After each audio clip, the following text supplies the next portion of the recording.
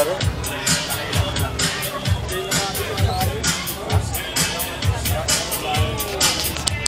Mansalay, Rojas Angler. Ayan. Ang Rojas ay kasama na yung Mansalay din. Then ito pong group na ito ay Kalapan Anglers ko lahat. Kalapan Angler Bros. Cub yung team namin. Kalapan Anglers Bros. Bros. Kalapan Angler Bros. Cub. Tapos sila Bulabog Angler. Iba rin yung ibang team. Bulabog.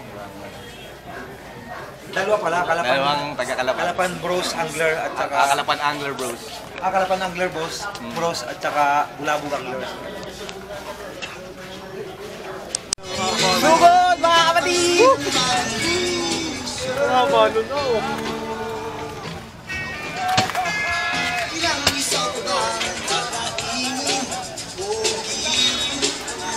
Kuya, wala nagpunta din sa kabila.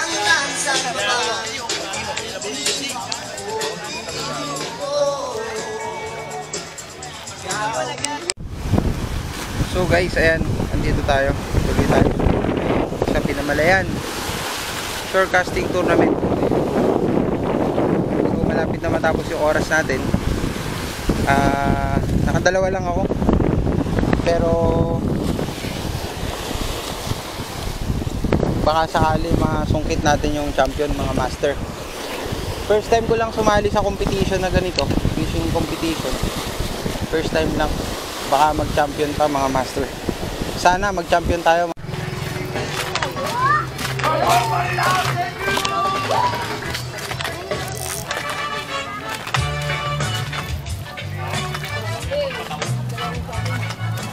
May patawag na yan.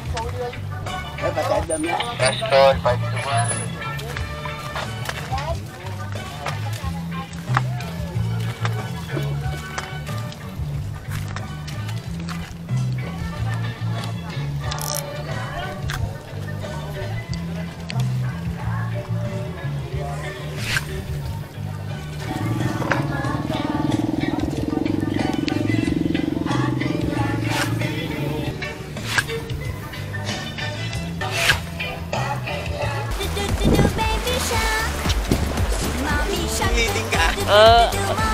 Yung alam mo leading, petics ko ba? Sayaw siya.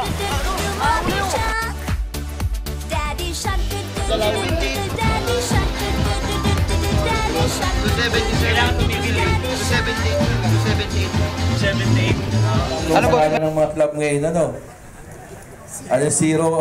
Zero club? Ano ba isa?